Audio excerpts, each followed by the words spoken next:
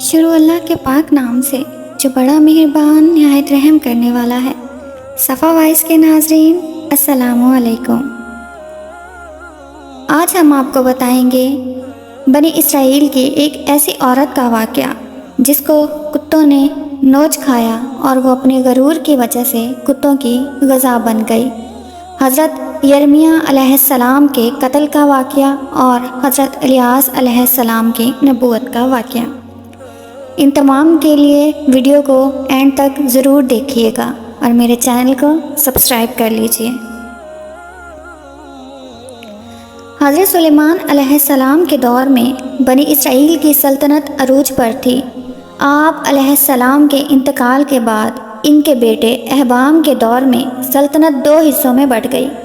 جنوبی فلسطین میں یہودیہ نام کی ایک سلطنت قائم ہوئی، جبکہ شمالی فلسطین میں اسرائیل کے نام سے ایک ریاست کا قیام ہوا۔ ان دنوں سیدہ یعنی موجودہ لبنان کی شہزادی ایزابیل کی خوبصورتی کے چرچے 400 عام تھے۔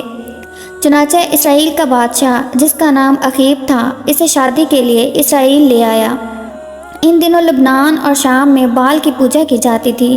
بال فنیکی اقوام کا ایک قدیم دیوتا تھا۔ اخیب اول درجے کا زن مرید ثابت ہوا اور اپنی ملکہ ایزابیل کے کہنے میں آ کر بال کی پوجا شروع کر دی۔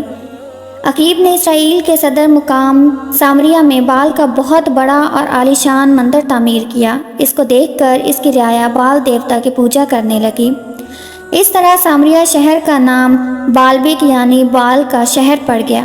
پورے ملک میں بال کی عبادت گاہیں تعمیر ہو گئیں اور اس کے نام پر قربانیاں دی جانے لگیں۔ اور یوں یہودی حضرت موسیٰ علیہ السلام کے بتائے ہوئے دین سے منحرف ہو گئے۔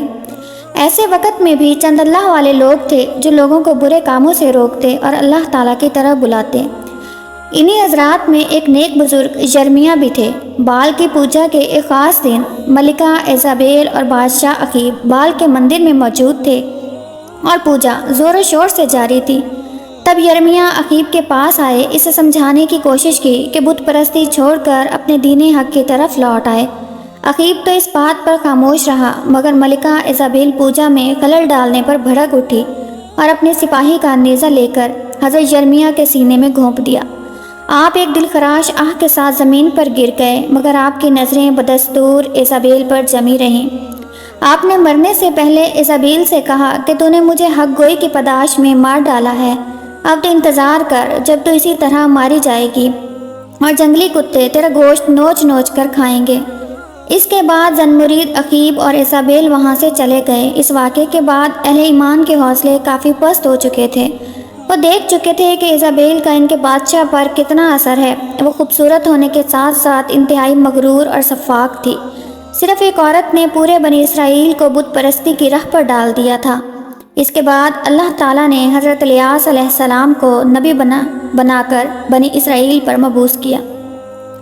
حضرت الیاس جلاد شہر کے رہنے والے تھے۔ بائبل میں ان کا تذکرہ ایلیہ کے نام سے موجود ہے۔ آپ سامریہ میں اخیب کے دربار میں تشریف لے گئے اور اسے سمجھانے کی کوشش کی، لیکن اخیب اور اس کی بیوی نے آپ کی ایک نہ سنی اور کہا کہ وہ عظیم بال ہی ہمارا دیوتا ہے۔ یہ سن کر آپ وہاں سے سرزمین عرب کی طرف تشریف لے گئے اور وہاں تبلیغ کرنے لگے، لیکن آپ کے جانے کے بعد سامریہ میں بارش تو دور اوس تک پڑنی بند ہو گئی۔ بال کے نام پر خوب چڑھاوے اور قربانیاں دی گئیں، مگر نتیجہ بے سود۔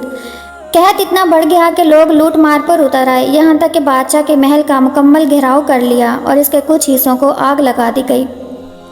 اب بادشاہ انتہائی پریشان ہوا اور حضرت الیاس کو ڈھونڈ کر ان سے بارش کے لیے دعا کی درخواست کی، لیکن یہ بات ایزابیل اور بال کے پجاریوں کو ناگوار گزری اور وہ حضرت الیاس علیہ السلام کی مخالفت پر اتر آئے۔ حضرت الیاس نے تجویز پیش کی کہ تم اپنے معبود بال کے نام کی قربانی دو اور میں اللہ کے نام کی قربانی دوں گا۔ جس کی قربانی قبول ہوگی اسی کے معبود سے بارش کے لیے دعا کی جائے گی اور دوسرے فریق کو سزائے موت دی جائے گی۔ اس زمانے میں دستور یہ تھا کہ قربانی کا جانور ذبح کر کے ایک میدان میں چھوڑ دیا جاتا۔ قبولیت کی نشانی یہ تھی کہ غیب سے ایک آگ نمودار ہو کر قربانی کے جانور کو جلا دیتی تھی۔ غیبی آگ نے حضرت الیاس علیہ السلام کی قربانی کو جلا کر راکھ کر دیا۔ یہ دیکھ کر بادشاہ کے اوپر لرزہ طاری ہو گیا۔ اس نے حضرت الیاس علیہ السلام سے معافی مانگی اور پجاریوں کے قتل کا حکم دے دیا۔ یہ دیکھ کر حضرت الیاس علیہ السلام نے اللہ کے حضور بارش کی دعا کی، دعا قبول ہوئی۔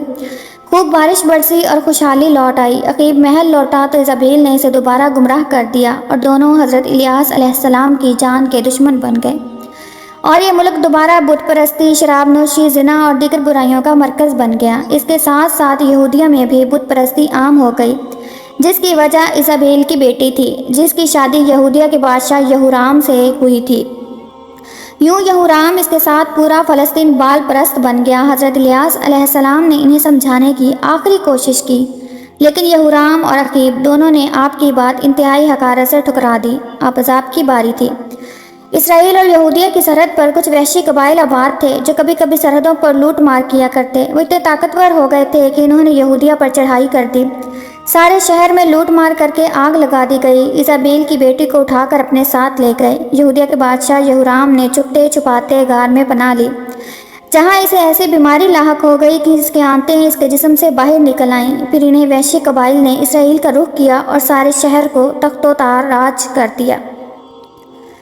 عقیب اور اس کے بیٹے کو قتل کر دیا گیا، جبکہ ملکہ ایزابیل، جسے اپنی طاقت کا غرور تھا، جب وہ مری تو اس کے جسم میں ایک نیزہ پیوست تھا۔ پھر لوگوں نے اپنی آنکھوں سے یہ منظر دیکھا کہ بہت سارے جنگلی کتے اس کی لاش نوچ نوچ کر کھا رہے تھے۔ یہ وہی بد دعا تھی جو بزرگ یرمیہ نے اپنی شہادت کے وقت ایزابیل کو دی تھی۔ اس کی موت کے وقت نہ تو اس کا دیوتا کام آیا، نہ لشکر، اور نہ ہی اس کا حسن۔